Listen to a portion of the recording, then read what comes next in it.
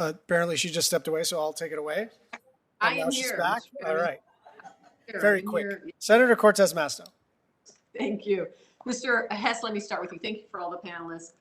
Mr. Hess, in your testimony, you note that the Department of Transportation is working to distribute $17.8 million to reestablish and operate the 7 tribal technical assistance program centers.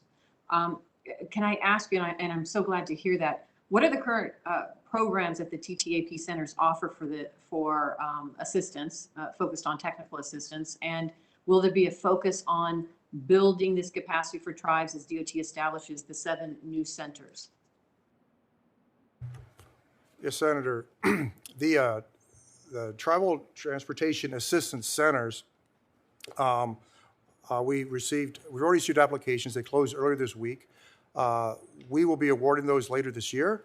And to answer your question specifically, these centers focus specifically on workforce development and capacity development within tribal communities. It's been a very popular program. We have recently revamped it, which is why we've gone out with a new NOFO. And these centers will focus on, it's administered out of our office on workforce development and technology transfer within the Federal Highway Administration. And the focus will be, again, on capacity development, technology transfer, and assistance to the tribes in developing capacity so they can deliver their tribal projects. So, Mr. Hess, can I ask, is there going to be any assistance to the tribes to help them build capacity at grant writing or for grant writing purposes at all? Yes, Senator, that will be a key aspect. Under the authorities made available to us under previous authorizations and the existing authorization, the Federal Highway Administration can work with tribes, build capacity within the tribes to assist them in preparing grant applications. This is not the case with all of our stakeholders that we work with. So yes, to answer that question, we are working with tribes. We'll continue to work with tribes. Under the bipartisan infrastructure law, there are unprecedented opportunities for tribes, and we are fully aware of that. And a challenge that tribes have expressed to us in the Federal Highway Administration is the difficulty in small tribes applying for grant programs. Our goal in Federal Highway is to make it as easy as possible to apply for a grant program, and then once the money is made available, to get it out as fast as possible. Great. That's great to hear, because it's the same thing that I hear from the tribes in Nevada as well. So that's good news. Mr. Geisler, I appreciate all that the Commerce Department is doing to get these vital broadband dollars out the door quickly to help our communities. The need for expanded outreach and better transparency and oversight of federal broadband programs was behind the Bipartisan Access Broadband Act that I led in late 2020.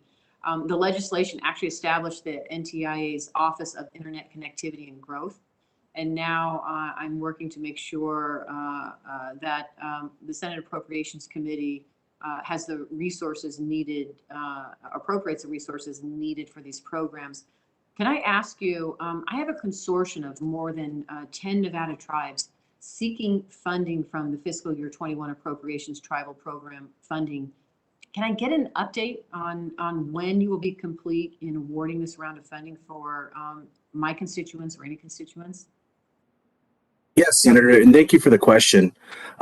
We are targeting to have most of the consolidated appropriations funding out the door by the end of spring of 2022.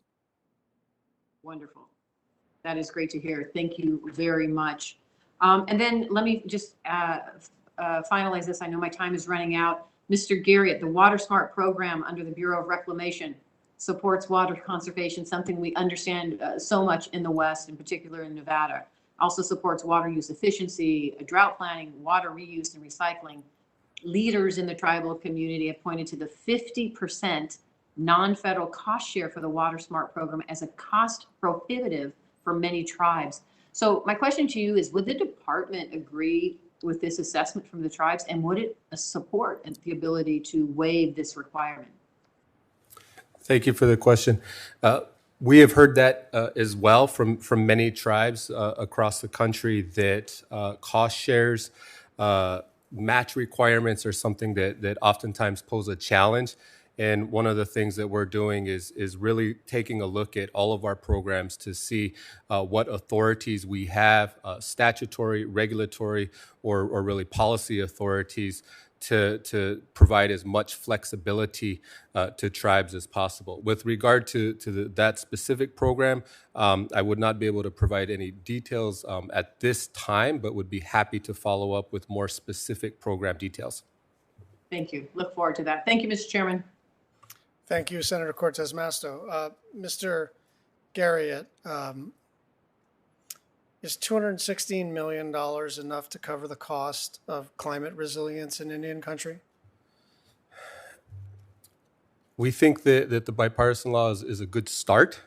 When we've looked at the cost of community relocation, the BIA conducted a study that was published, and it's on our website in 2020, looking at the cost in Alaska and in the lower 48.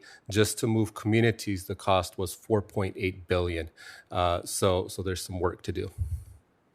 So has there been a comprehensive assessment of the cost of climate resilience? And this isn't a criticism. It's not as though the rest of the government has done this. And also, I think it's important to understand that there are probably 3 or 4 lines of effort, right? There's community relocation, which is the most extraordinary and expensive step. But there's also just hardening of infrastructure, being prepared for increasing severity and frequency of natural disasters. There's dealing with drought and water shortages and wildfires and the rest, and floods and the rest of it. So has there been this kind of comprehensive analysis so we can get a number?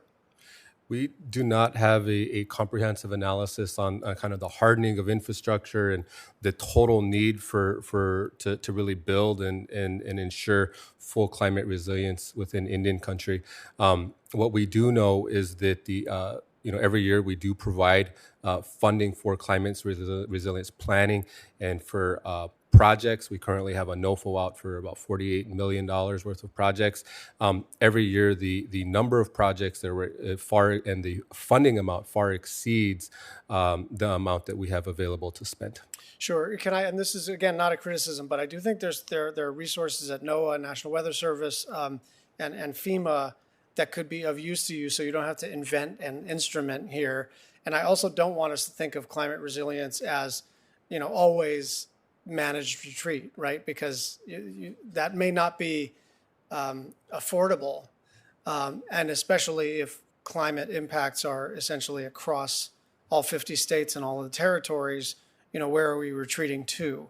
But talking to FEMA about what it would look like to be a little more disaster prepared, a little more disaster resilient, I think would be a good first step, and not chew up department resources while you try to develop expertise that may exist somewhere else in the federal government. So that's just a gentle ask.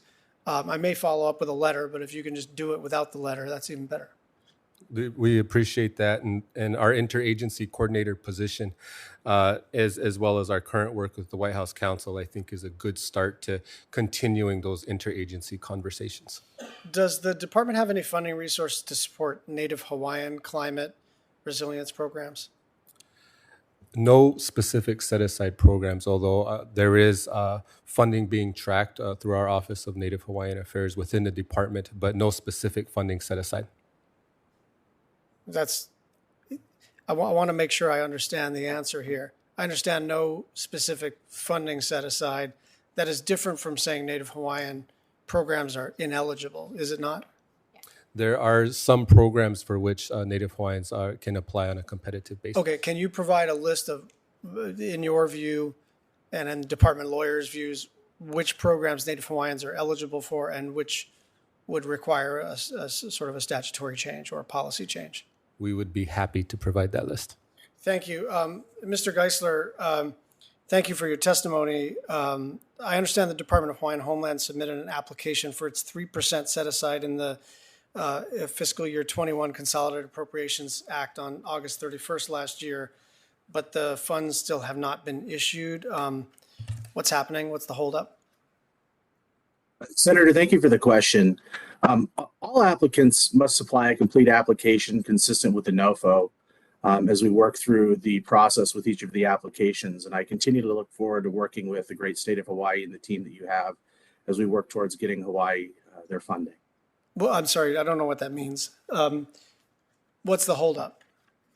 Are you telling me that their application was incomplete or incorrect and you have to work with them to get it right? Or I just don't get what you're saying. Senator, what I'm saying is that the applications that have been provided by all applicants have a set of required documents and forms that need to be complete in compliance with both the NOFO and also with our grants guidance. And so as we work towards the completion of that documentation, we can move applications forward into the next step.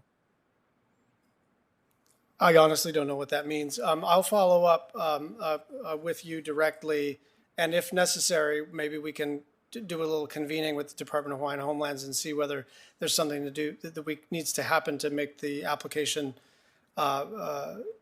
in compliance with your requirements or more complete. But you know, the law is the law. It's a 3% set aside. It's not unclear, and I don't think the department has a ton of discretion. Obviously, the department has to apply and apply appropriately. But as long as they've done it, then they get the money because we enacted the law. I'll now turn it over to our vice chair. Thank you. Thank you, Mr. Chairman, and thank you to our witnesses here today. Let me begin with you, Mr. Geisler, and I'm sorry that I missed your testimony as I was on my way to vote, but that's the way it is today. It's Wednesday. I want to talk about technical assistance and coordination because, as I mentioned in my opening, we all know this is an area that's going to be very, very key for everything, most notably in the broadband space. So there was an additional $2 billion to the tribal broadband program in the bipartisan bill, but that grant funding is still oversubscribed. Is there any update that you might be able to provide the committee on how much of a shortfall for qualified, non-redundant applicants or applications you think you have? Senator, thank you for the question, and also thank you for hosting the symposium that you did. It was great to be able to meet so many of the stakeholders in the state of Alaska and meet face to face. With regards to the delta between the number of applications we've received and the dollar amount, between the Consolidated Appropriations Act and the IIJA, we have a combined total of $3 billion available, yet we've been oversubscribed with a total ask of $5.84 billion in requested funding at this time. So, okay, so there's a pretty big delta there in terms of how we're going to meet that goal. Another question that I heard, and perhaps you did as well, and thank you for your participation in the symposium, but the concern that we heard was you've got record inflation going on. You have proposals that were submitted last summer, and they'll be awarded later this summer. You've got a building season in Alaska that is not year-round and can push things into 2023. And so there were concerns expressed from those who were worried that we could look at cost overrun commensurate with inflation and hoping that they're not going to have their applications penalized on this account. Can you speak to that at all? Yes, Senator, I can, and I appreciate you asking that question. I think that it highlights why it's so important that we go through the level of curing that we do just prior to moving an application forward for final funding consideration, where that provides us an opportunity to work through some of those inflationary or cost considerations that may have changed when the applicant originally made their submissions. I'd also highlight that the program does allow for contingency when we're looking at infrastructure deployment in particular, and so it's a very roll up your sleeves activity when we engage with each of these applicants to ensure that the successful deployment of these projects will occur. Then one last question, and this is an important one for me, and it is the sustainability for some of these tribal applications. How we've got some tribes, I think you recognize, that have very few subscribers, and so you're going to be in a situation where tribes are going to be operating with limited allowable administrative costs during this construction phase on projects that don't have enough subscribers to return the initial investment and carry those operating costs. What's the plan for sustainability for these applications? Senator, great question. I think that it's on a case-by-case basis as we look at the solutions that each of the applicants has proposed in terms of sustainability. That is a primary topic of conversation that we engage in with the applicant as we conduct our curing, and a component that we evaluate the application for when we review them for funding consideration. Our team stands ready to continue providing technical assistance and helping to work through those barriers collectively into the future with the applicants. Great. Ms. Fowler, let me ask you about, again, pretty historic opportunity to address much needed sanitation infrastructure.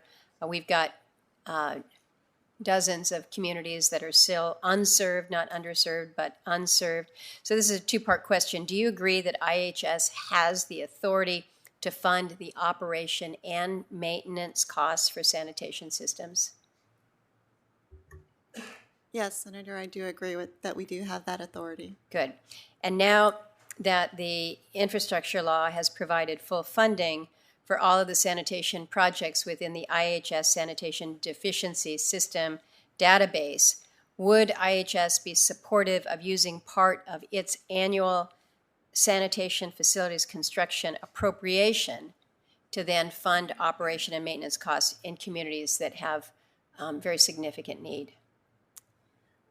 Thank you, Senator, for raising that consideration. It is something that IHS will consider, but we've not received funding specifically for operations and maintenance until now, and so we'll have to consider. But you're not ruling it out. I'm sorry. I say you're not ruling it out. We're not ruling it out. No. Okay. All right. And then one last question for you, and I will turn to my colleague, Senator Rounds here. But you have stated in your testimony that the 3% limitation on program support may mean that the average project duration could be greater than the current average project duration of 3.6 years. Can you share how the 3% limitation will impact the spend out of the SFC program? Sure. Thank you for the question. As you noted, the IIJA provided for 3% of the funds to be used for administrative purposes. They're limited to the federal program only. So that means only IHS can use them for administrative purposes, and tribes who manage their own projects would not be able to access those administrative resources. We do believe that without additional program support, that this will extend the project duration beyond the current I believe it's 3.6 years duration. We do believe that we'll extend that by several years. So if there's not a legislative fix on program supports, are there options that you're considering to ensure that these these projects can be completed in a timely manner? We are exploring options, including options for tribes to access funding for administrative purposes. One action that we've already taken is to include a request for $49 million in the fiscal year 2023 President's budget request in the Facilities and Environmental Health Support account, which funds the people who are needed to work on the projects to help us expand our capacity and to address that issue of program support. Let me turn to Senator Rounds for any questions that he might have. Thank you. I'll say Madam Chair. Like that. So first of all, thank you all for being here today. To Mr. It's pushed, but let me try. And any better? Okay. Thank you. I'll turn to Mr. Garriott. First of all, thank you for being here today. It is truly I'm happy to see you back here again. I had the opportunity to introduce you a few months ago when you were first getting settled here in DC, and my staff tells me that you have been tasked with looking at some of the long-standing issues facing large and large land-based tribes. I was very happy to hear that because I do know that you come from a very large land-based tribe and you understand some of the challenges that they face. My question for you today is, if you could, coming from the Rosebud and recognizing the challenges that a land-based tribe does have, Could you share with the committee an example of some of the projects that you are working on or success stories that you have from time to time so far that would be considered to be in a helpful nature to some of our larger land-based tribes back in South Dakota? Absolutely, and thank you, Senator. It's always great to see you and to see people from back home as we're out here in DC. I think there are a number of examples. One example that I think is kind of pertinent to today's hearing is in the BIL, Department of Interior received a significant portion of funding for water and sanitation and safety of dams, and we're getting ready to begin announcing later this month and throughout the coming months various projects funded for the bill with regard to dams and other projects. And then, of course, we have a number of dam projects throughout Indian country, including ones in South Dakota and with many other large land-based tribes. Additionally, another example that I would point to is the historic water rights settlements that have been announced, particularly up in Montana with Salish Kootenai and others, to resolve some of these longstanding issues. And then, of course, we have Department of Transportation here, and I think that they would be able to address some of the longstanding road issues. But though I would point to those two examples. Thank you. And I would ask now, Ms. Fowler, the lack of adequate domestic and municipal water is probably one of the greatest water resource problems facing tribal nations. On many tribal lands, residents must drive 40 miles or more every day or every few days to haul water home for drinking, cooking, and bathing. Many households on tribal lands are not good candidates for centralized water systems because extending lines to low-density, geographically isolated areas is extremely expensive. As Chairman Frazier, who is going to be on the second tribal or panel here today, is from the Cheyenne River Tribe, and he knows full well just exactly the challenges in trying to bring rural water into the communities because he's worked on a major one there in the Cheyenne River region, and they take a long time to get in. They take a long time to get set up, but these particular areas where you have this low density make it extremely challenging to bring in good, clean water sources. Some of these households that are out there right now are forced to rely on unregulated wells, springs, or livestock troughs to meet their daily needs, which can be unsafe because groundwater is often contaminated.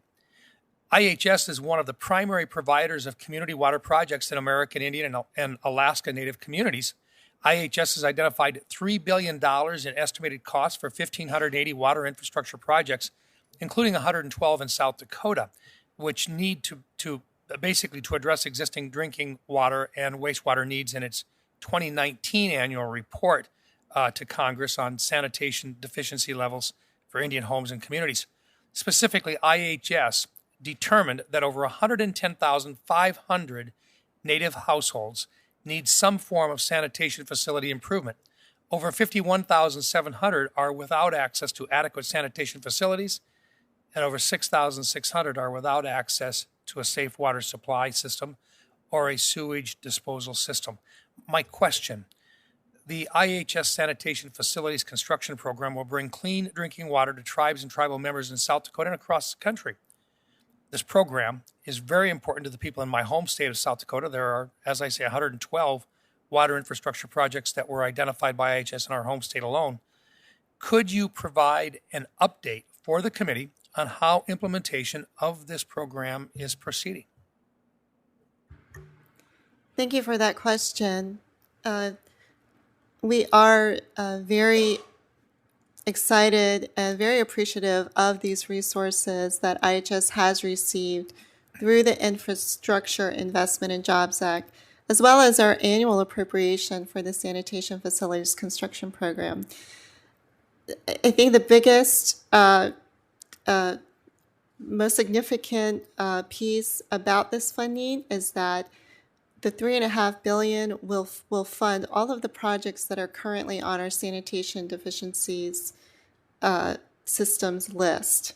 And that's really exciting. As you noted, we have thousands of homes that are without any form of clean water or safe wastewater disposal facilities. We have more than 100,000 that require improvement. So as we work to allocate these funds, we do anticipate and are very excited about the about homes that have been without these facilities having clean drinking water and having those safe sewer systems for their homes. No, and I apologize.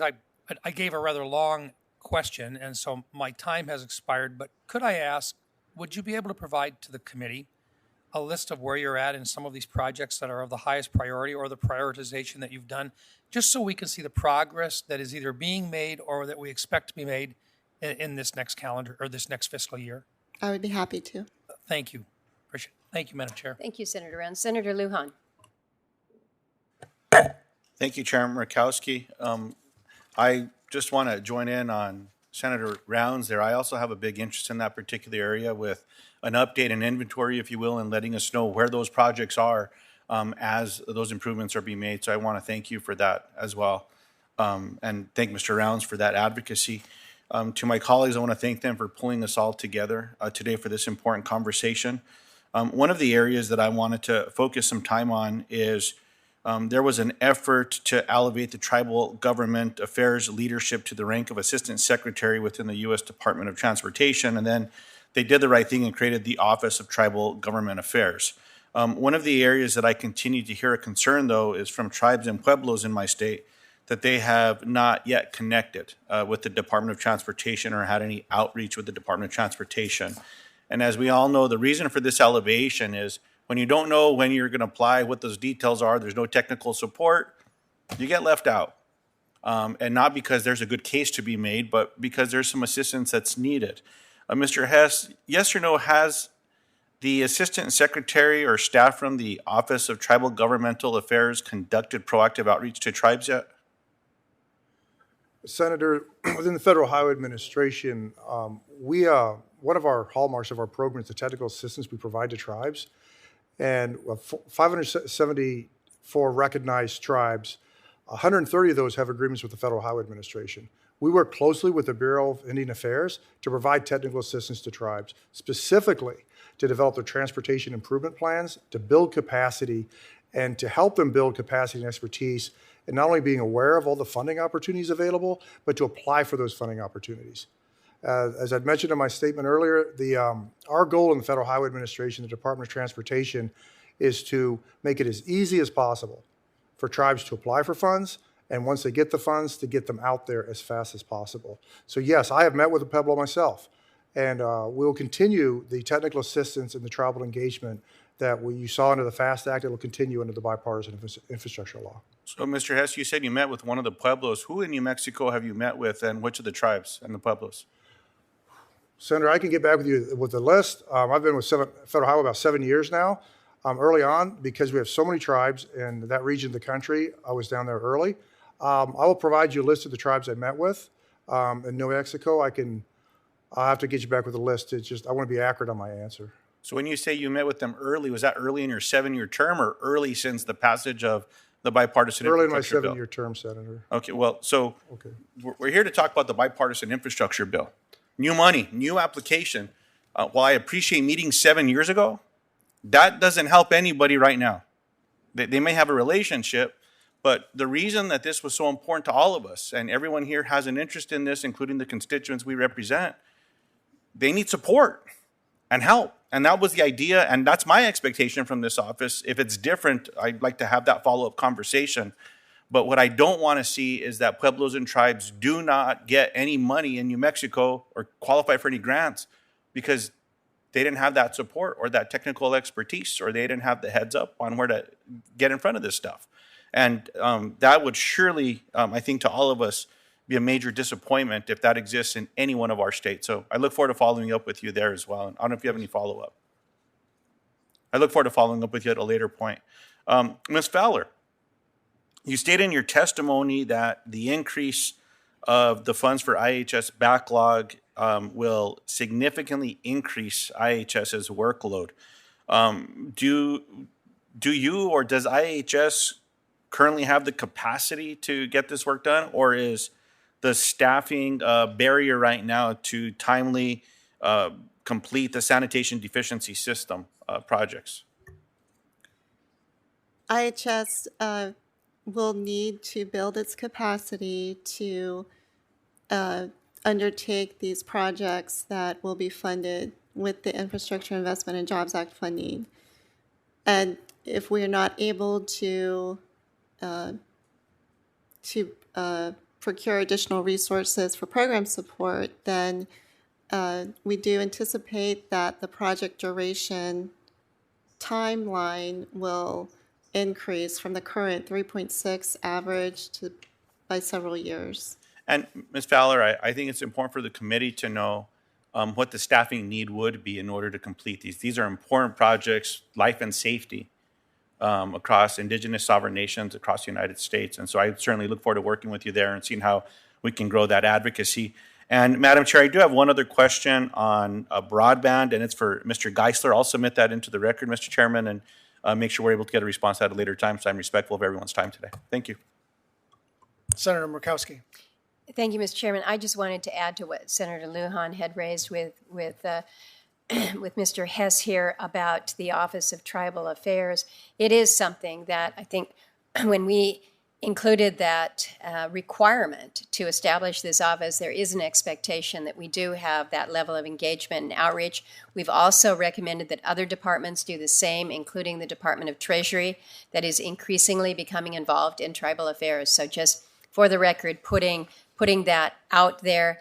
And then, Mr. Garriott, you mentioned in your testimony this tribal playbook document that's going to clarify, make magic, all these infrastructure opportunities for tribes. So hopefully we're going to be able to see that going live. But again, just wanted to put that out there. I know that there's a great deal of anticipation for that and for these types of resources. Thank you, Mr. Chairman. Thank you, Senator Murkowski. We will now thank and excuse our first panel of witnesses. We appreciate your testimony today, and we'll turn to our second panel of witnesses. And our first guest to introduce is from New Mexico, so Senator Lujan will introduce him. Thank you so very much, Mr. Chairman. Chairman Mark Mitchell of the All Pueblo Council of Governors, who is part of the second panel today, and also the former governor of Tesuque Pueblo and well-respected friend in the community. It's an honor to be with you today, Governor Mitchell. Now, for over 400 years, the All Pueblo Council of Governors has gathered leaders from 20 pueblos across New Mexico and Texas. Its first recorded convening dates back to 1598. It has led the fight in many major legislative, cultural, and government issues, including strengthening infrastructure for Pueblo communities. Former Governor Mitchell began his tenure as chairman of the All Pueblo of Council Governors back in January of 2022. After serving as governor of Tesuque Pueblo 6 separate times since 1993, Chairman Mitchell has also served on his Pueblo's tribal council. Outside of Chairman Mitchell's time in leadership, he has worked with Santa Fe Indian Health Service for 7 years, in the Transportation Department 10 years, and law enforcement as well. And he trained many leaders and police officers at the New Mexico State Police Academy in Santa Fe back in 1994. He is also currently the Tribal Historic Preservation Officer for Tesuque Pueblo. So, Mr. Chairman, it is my pleasure today to honor and to introduce our friend, Governor Mitchell. Mr. Chairman, I look forward to hearing about the role that New Mexico's pueblos and tribes have played in advancing infrastructure improvements for their communities, especially in the wake of New Mexico's wildfires, and ways Congress and the administration can support their efforts. I do want to extend my prayers for the safety and well-being of your community, Mr. Mitchell, and every New Mexican back home. Thank you, Chairman Schatz, and I yield back. Thank you very much, Senator Lujan. Senator Rounds with his guest. Thank you, Mr. Chairman. Today I have the honor of introducing my friend, Mr. Harold Frazier, the chairman of the Cheyenne River Sioux Tribe from my home state of South Dakota. Mr. Frazier was born and raised in Whitehorse, South Dakota, where he still resides today. For decades, Chairman Frazier has worked diligently to improve the quality of life for the Cheyenne River Sioux Tribe. During his 2 chairmanships, Chairman Frazier has played an instrumental role in securing infrastructure funding for a newer, more accessible nursing home, hospital, and transit system, and I might also add for rural water as well. Chairman Frazier continues to be a strong advocate for Native Americans on the local, state, and the federal level. Experiencing issues firsthand, Chairman Frazier's perspective and testimony will provide great insight to life in Native communities. I want to take this opportunity to thank Chairman Frazier for coming here in person. Getting here is no small task from Cheyenne River in South Dakota. It's not just a long drive, but it's multiple flights as well, back and forth, and I most certainly appreciate him for his patience in taking the time to come, and truly one of our real leaders in South Dakota as he does everything he can to improve services for his people back home. I look forward to his remarks. Thank you, Mr. Chairman. Thank you very much, and it gives me great pleasure to extend welcome and aloha to Mr. Garriott Yoshimi, the Chief Information Officer and Vice President for Information Technology at the University of Hawaii. Based in Honolulu, there is no one in the state of Hawaii who understands the deployment of high-tech and broadband infrastructure better than Mr. Yoshimi, so we're very pleased to hear from him today, and Senator Murkowski for her panelist. Thank you, Mr. Chairman. I have somewhat introduced Ms. Nicole Borremo, who, as I mentioned, is affiliated with the Alaska Federation of Natives, does an extraordinary job for them as its executive vice president as well as general counsel. She's been working very, very hard to help Alaska Natives navigate through so much of this and working to help distribute funds and providing services. I'm just looking through a release that came out today with regards to the tribal broadband applications, and I think it is noteworthy that the Alaska Federation of Natives is receiving $35 million for their consortium application for 73 tribes. That is quite significant, and something I know that you have worked on very much, Nicole, and that is a tribute to your good work. And in her spare time this past year, she has been working on the state's redistricting plan. So no small initiative, and I know that you're glad to have that one behind you. But thank you for your very generous work on behalf of Alaska Natives and Alaskans everywhere. We appreciate you, and we're pleased to have you before the community today. Thank you very much. I want to remind our witnesses that your full written testimony will be made part of the official hearing record. Please keep your statement to no more than 5 minutes so that the members have time for questions. And we'll start with Chairman Mitchell.